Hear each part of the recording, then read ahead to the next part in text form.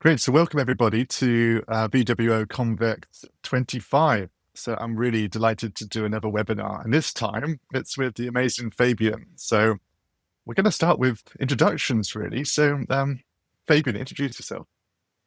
Yeah, absolutely. So my name's Fabian Alvares. I am the global head of CRO and experimentation at PizzaHut, and I run all our A/B testing, our MVC, our web personalization. We do that across 15 markets. In total, PizzaHut has about 110 markets that we operate in.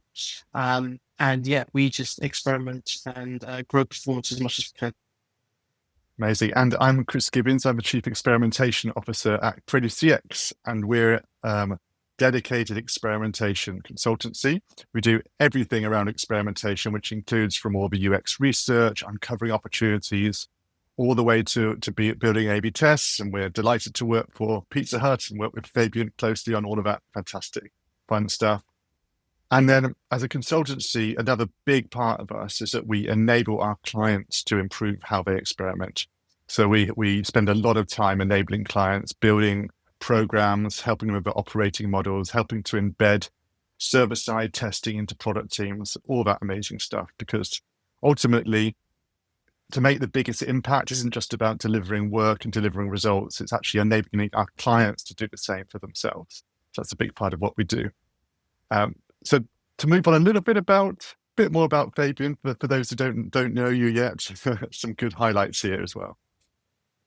Yeah, absolutely. So yes, I was in up an agency, CRO division a long time ago now. I've been in experimentation for over 15 years across a range of companies, telco, finance, data services, working across B2B, B2C companies as well.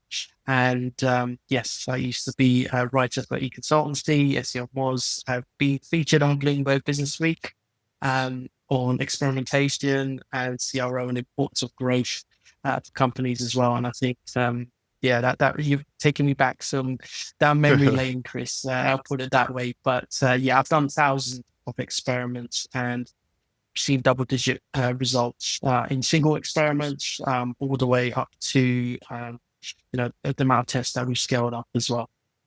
Fantastic stuff. And you still love the area then?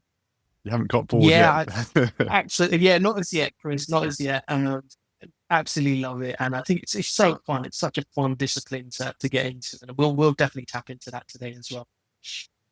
Okay, amazing. So I've got a few questions for you, and we'll have a discussion around these topics. First one is how does experimentation work at PizzaHut in a world of franchisees and food delivery, which is a very different world to a lot of the more typical kind of experimentation CRO programs that other people run? Yeah, absolutely. So I think for us that experimentation, just so you guys understand that how we're set up. So we have like a centralized experimentation team, and we've got about 110 markets at total. My team operates in around about 14, 15 markets where we run different experiments, A/B tests, personalization, multivariate tests. We'll even go into machine learning experiments as well with multi-arm bandits and things like that. So it's an array of other experiments, I'd say. And I think in terms of like the differences and like how we go about it, there are nuances. I think in the 15 years that I've been experimenting, you'll start to realize that there are like just complete differences when you come into a QSR like PizzaHut. So one of the things that kind of springs to mind for me is just the operational complexity as well for a business like this. So when we run experiments, we've got to think about kind of our operations as well. So it isn't just about a website and running an experiment there. It's also about the chain effect that it has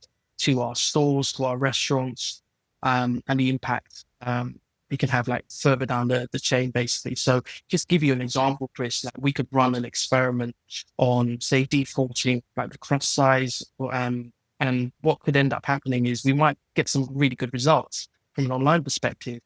But if we change the defaults completely, what we could end up happening, I guess, is we get to a stage where the restaurants would just not have enough stock, for example, of a certain crust type.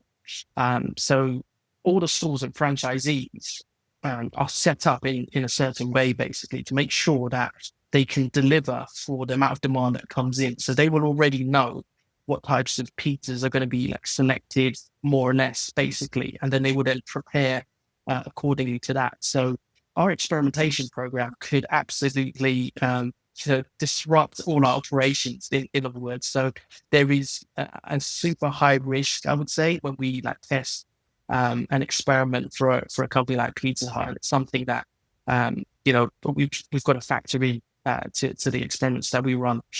So yeah, operational complexity for me is that quite a big one. I think the other ones as well, to really be mindful when you start experimenting on like a global brand, Pizza Hut, is just having an appreciation for the differences in culture, the different cultures, the different types of decisions that people make in terms of their behaviors. We see complete differences in different markets. So if I was to take a market like India, for example, one of the things that we will find is that voucher uptake and voucher usage is at a much higher rate, almost probably double that of different markets. So if I was to take the UK in comparison, voucher uptake would be like a massive thing. So there's differences in culture within restaurants as well. So like you can see like the culture of say like India, where tipping might not be a common kind of practice. If you go all the way to the US, tipping is a must. And I've been on the receiving end of that, Chris, basically. But yeah, there's differences in culture based, in other words, and that translates to our websites. And it means that we have to think about, the different nuances when we're creating stuff. When we're creating experiments, it's understanding and having an appreciation of language as well. That language is not just, a Google Translate and we can then just copy and paste that into our experiments. We actually have kind of native speakers and we double check kind of the language differences as well, because there are small nuances that can take place as well. Yeah, it's absolutely fascinating. I always remember the learning curve we went through as well, actually, because just that how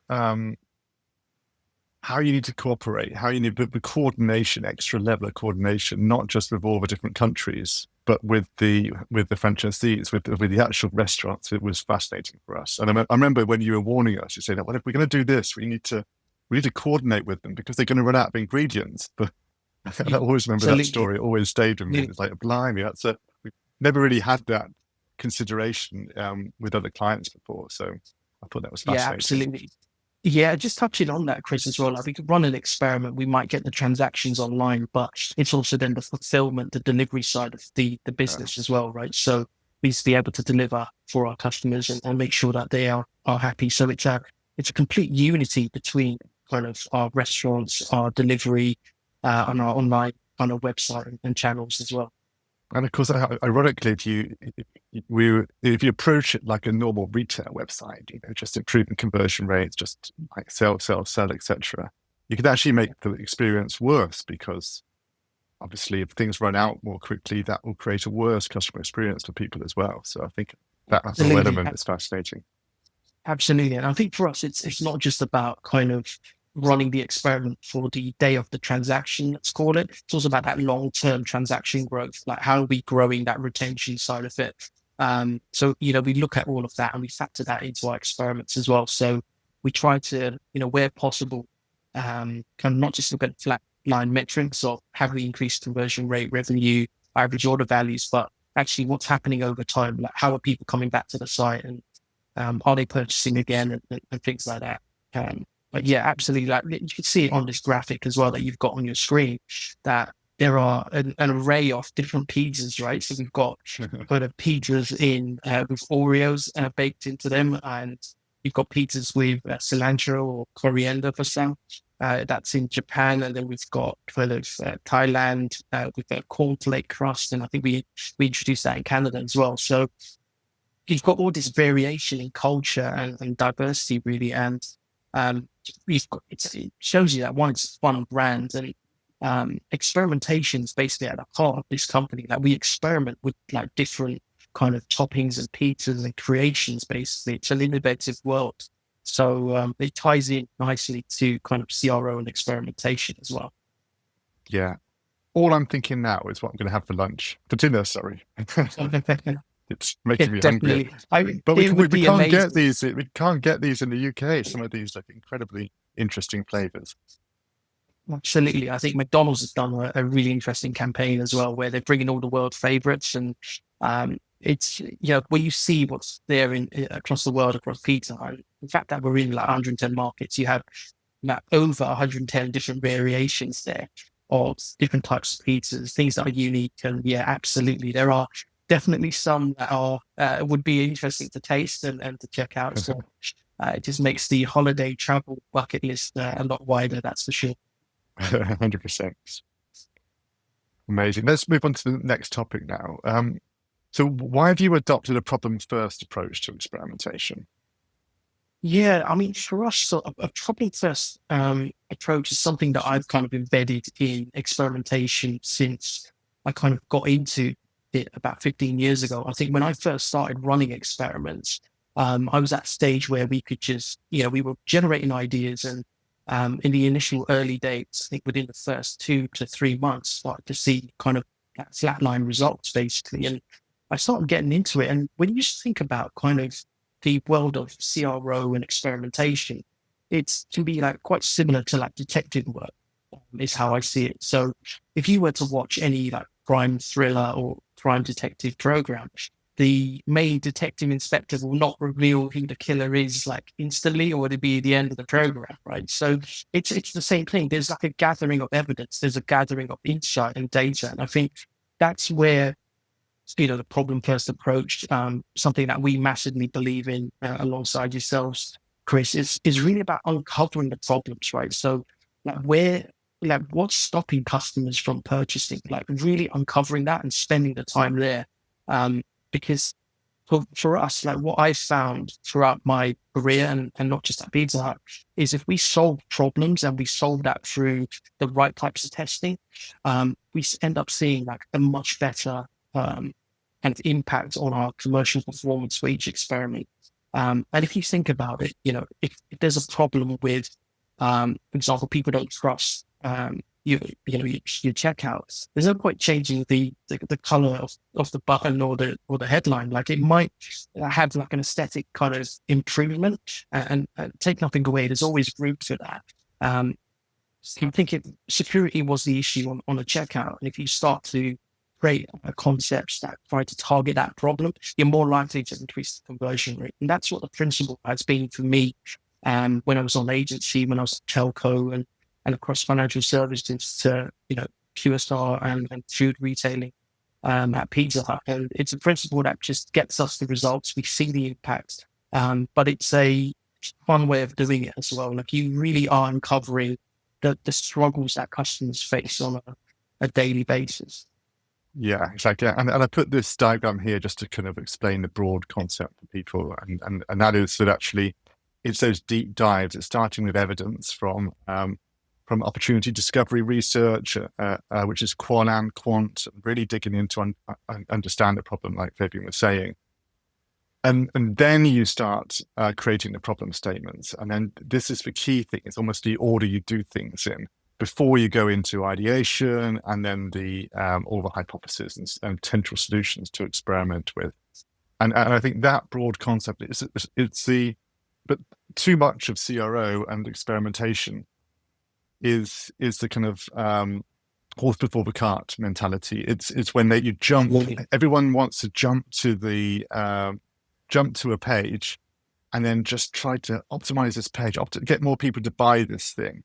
But of course, to get more people to buy, you need to uncover what's stopping them from buying in the first place, which means uncovering what problems, what needs they have, what opportunities are there. And you got to go to the root cause, and that's how you find the biggest gains.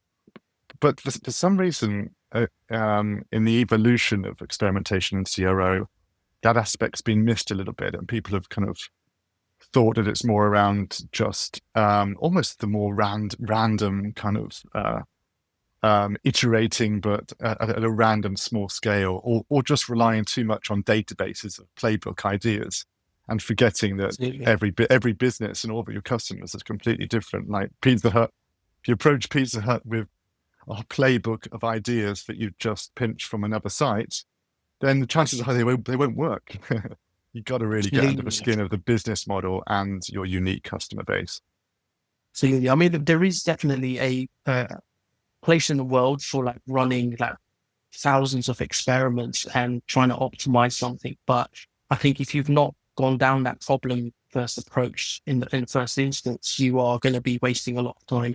But I think there's also like challenges for a lot of people that will be like watching this today is not just, having the right approach. You can just have the wrong type of leadership teams and the wrong type of people kind of influencing, that you have to just come up with lists and reams of ideas. And, even in my career, like I've come across kind of people that have just said to me, like, we just want 100 ideas from you on what we need to like kind of test. And you've got to challenge back on some of that in a really clever way. But sometimes it's a balancing act for a lot of people. But the closer we get to this kind of problem-first approach, the better the quality of experimentation, and the better quality of results, you start to see really. And there's more and more evidence out there for our clients, where we monitor the source of the idea. So we look in the program metrics, and we can start to see that the win rate is higher for those ideas that originated from research, from quant and quant.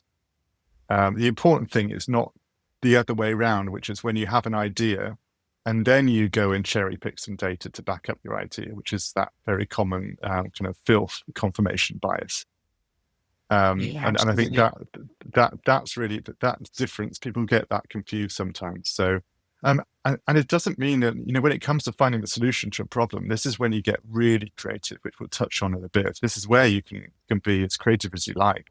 But the number one thing is that you're going to be still focused on something kind of quite targeted, which will increase your chances. And that nicely goes to the next slide, actually. So this is one I always use to illustrate the difference. There's an awful lot of brainstorming ideation sessions like the left that happen when teams get together in a room, and then suddenly it's like, let's optimize the PDP type ideation sessions. And the problem is that they're not really basing it on any data or evidence. They just jump to go into their competitors and just trying to think what looks good and pinching ideas off them, which means, of course, you're always following your competitors, even if you are copying the right things, of course. The other thing is your competitors are probably A/B testing, and for all you know, you're copying the losing variant in that test, which I've seen happen before. So you're always a few steps behind.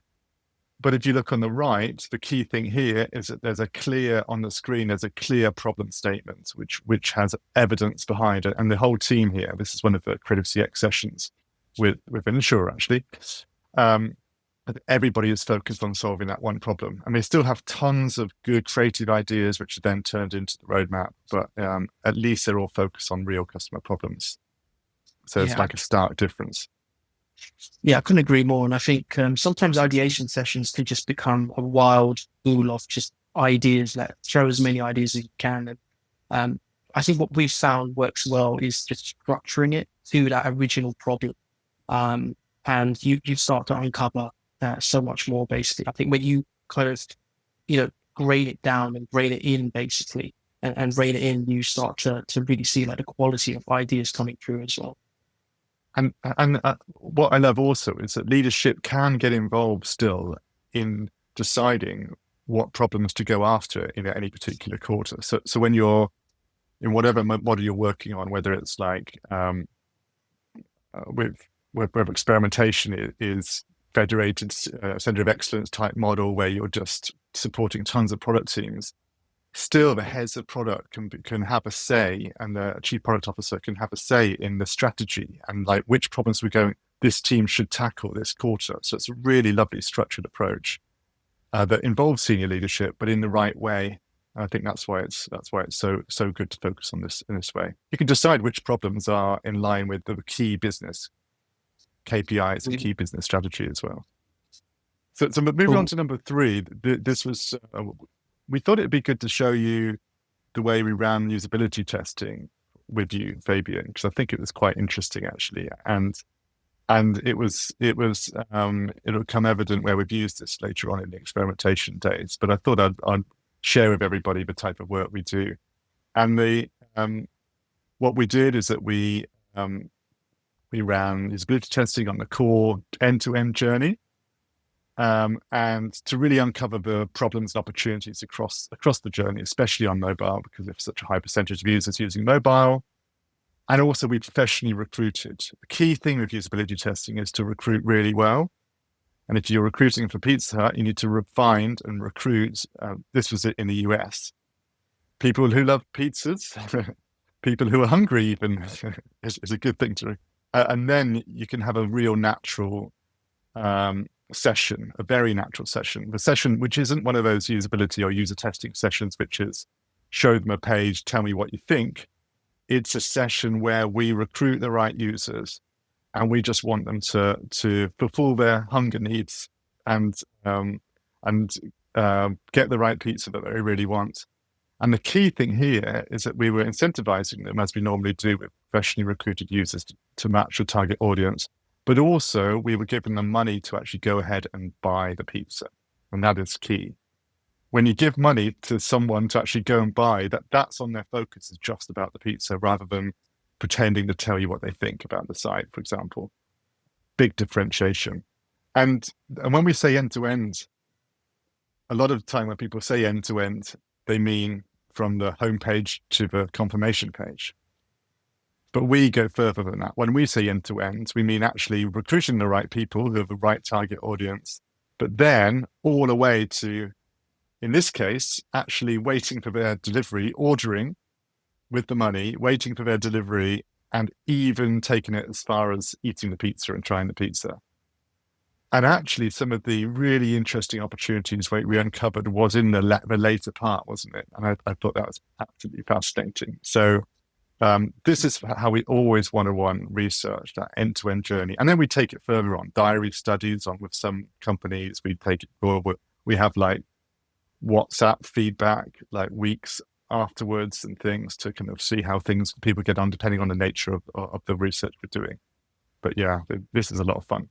I mean, this was a lot of fun. I mean, it uncovered so much for us, Chris. I think it would probably need like another session just to like talk through all the insight that came from it. But I think the one thing that really sparks the mind for me is just the notion of we use DoorDash in the US, especially like when we can't fulfill the delivery ourselves.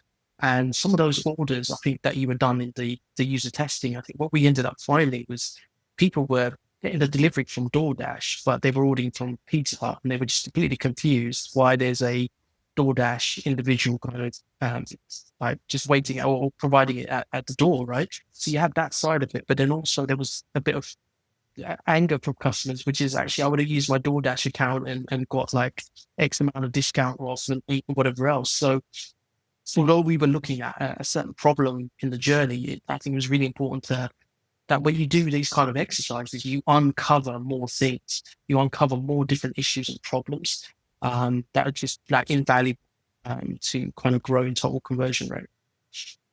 And I think, but by making it a real natural experience, it's also how you uncover real problems along the journey. So the key thing with usability testing is you don't want to do it like page by page in isolation. And I've seen so many bad examples of this in the past. You don't want to show them some new design page and just get them to tell you what they think of it. They're a user who wants to buy some pizza. They're not a designer. You're not getting tips from them. And that's the thing. You just want them as the shopper.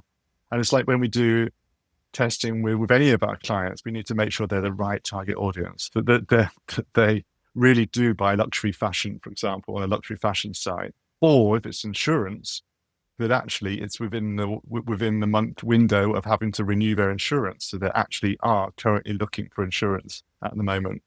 And I think the other thing is we made sure they've never used Pizza Hut before, so that they are brand new to the site. So they haven't learned to overcome any problems which are there. And those are just some really important tips for anybody doing usability testing. And then that brings us on to number 4, actually, which is the problem-first experimentation day. And so the problem-first experimentations days are something that we do at Creative CX for all kinds of brands. And we do two different flavors of them. We do internal sessions where we, to really help with the ideation process, we do loads of them with our clients. And sometimes it's a great culture building exercise too, to get more parts of the business involved in experimentation. And it's also great for senior leadership to see that you're doing this type of exercise, that you are basing all your experimentation on real customer problems and which affect the business. But also we do external variations of this, which is a fun variant where actually when a company wants to get fresh ideas from a wider audience, we actually invite other brands into sessions. So they're fantastic. And what we did, obviously, this was amazing. The one we did with you guys in New York, but we also did one with John Lewis the other day, where we did the same kind of external version for John Lewis, which was amazing. All around the post-purchase experience on John Lewis. Again, getting many different brands in to help solve the problem.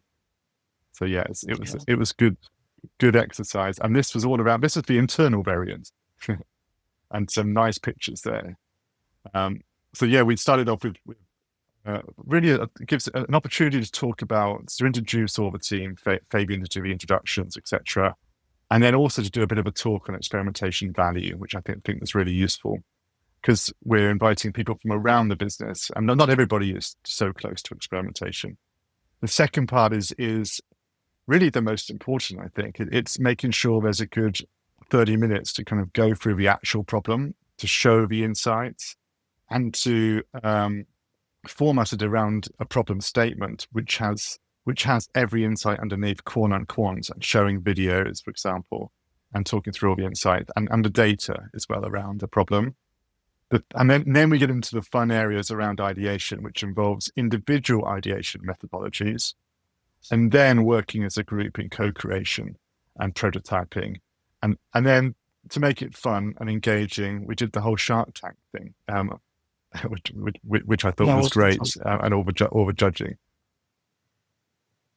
It was brilliant. There was, it was a fantastic day. And I think the internal facing version of this really, just to hammer home, just brings that culture of experimentation. And that's what you want to do within kind of any organization, is just get everyone on board, and that experimentation shouldn't just be like a siloed off division. It really needs to involve as many ideas and as many people as possible. And I think it's, it was invaluable for us, definitely, Chris. And then we move on to the other variant, which was the external variant, which was the session in New York, which I thought it was great. I couldn't be there, unfortunately.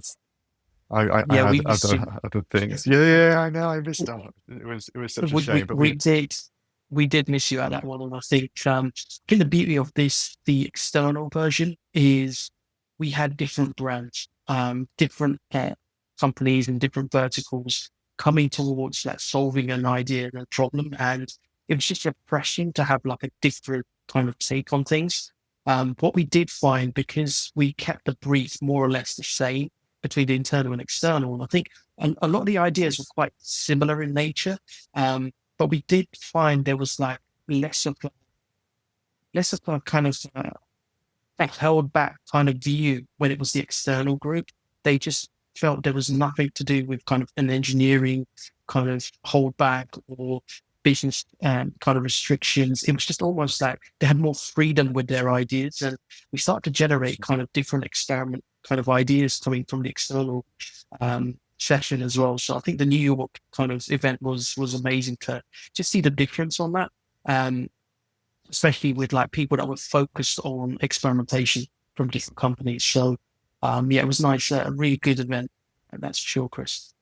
It's fascinating, isn't it? That it's almost we can in any business you can get a bit too close, can't you? Sometimes, and I think that's what this allows everyone to do, to just people to come in fresh and then to explore completely different directions. So yeah, it's a great activity, and you can see one of the amazing prototypes in the second image here that someone did. People get really creative. You're absolutely right, Chris. It was great to see like loads of people kind of just not just kind of drawing up something, but actually physically making something. And you could tell they were going for this group here was coming for the first prize anyway. But they were trying to make it interactive and really just articulate the idea as well. And I think sometimes it's just nice to just go beyond just a sketch, kind of share a visual, in other words, and just get everyone around the table kind of tossing up ideas and sticking this and that and whatever else. I mean, we completely trashed the room after that, to be fair. But I think, the insight, the fun of the activity is great as well, and that just naturally like spurs up more and more ideas as well, which is great to see. And I think it's important for everybody to know that there's something about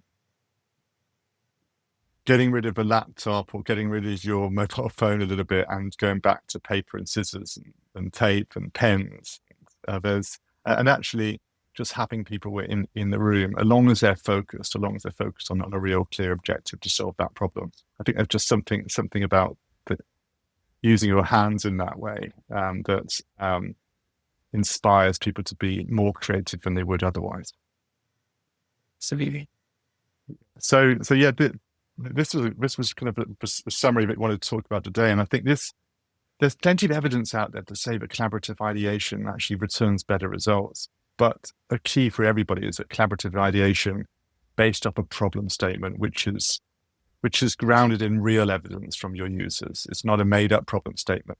It's not what you think is going on. It's actually based on real data. I think that's one of the keys. And to achieve this, it doesn't mean you do more work. A lot of the time in organizations, it's about, and a lot of the work we do, it's about helping clients with their team structures, their internal teams, their operating models to best reposition the existing resources they have. Many companies have fantastic UX researchers, but they're somehow very disconnected from products or from experimentation often. So it's about reusing who you've got and the expertise that you have a lot of the time. And then when you get them into it, the amazing thing is that there's always been a problem in the UX around measuring the value of great UX and analysis. But if we start to tie things into experimentation, that's how you do it. Like the value is in the size of the opportunity they uncover. And then we can measure the benefits through experimentation. So it starts to bring everybody together and starts to just allow everybody to have a part to play in the impact that you drive. And then we thought we'd just finish off, really. If there's any last points you'd like to leave the audience with, Fabian. Yeah, I mean, again, this could probably warrant its own kind of session, really. But I think there's like probably one thing that I'd want everyone to take away is to add this kind of realism to experimentation, that it isn't just, you kind of silo yourself within your working world to just a website. If you work for a retail brand, then also think about kind of ordering the products yourself. One of the things that I did when I worked with a beauty retailer on the agency side was we actually just ordered the products ourselves and saw the whole kind of end-to-end delivery. Ended up like taking the products, and I think one of the girls in my team was like, "Oh, why don't you try the lipstick on just for a laugh?" And I was like, "No way!" And like, I don't know how long that's going to last. And that was like almost kind of like one of the objections that customers were facing, basically. And it just kind of opened up kind of new areas, basically, for us to really go after and make sure that it's really clear to customers that this is how long this product lasts for. Does it match X, Y, and Z skin? Do I have any like allergies or whatever it may be, basically? So there was a whole host of things that kind of came out of that. So there's like a realism that I think you've got to definitely add to experimentation. Is that, obviously we see it at PizzaHut, and I explained that at the very beginning as well for anyone that's missed out, which is it's not just kind of the website, it's the whole flow, it's the whole cycle of making sure that our stores are ready, our delivery is geared up. It's all a working kind of network, and the same applies to most businesses, really. It's just about bringing out that real world kind of experience and just from end to end, really, is invaluable. That's such a good lesson, isn't it? It's the end to end. even if you can only have impact on experimenting and improving the actual pages of the website journey, it's still so important to understand, to walk through the whole end-to-end yourself, and also to do research on end-to-end, and try to not get too narrow in your focus, like with blinkers on as such, just around that page. You need to step back to uncover the biggest opportunities. So yeah, such good advice. All right, amazing. Thank you so much, Fabian. It's been fun as always talking to you and drawing out your insights and all your vast experience in this area. So it's been an absolute pleasure. Thank you.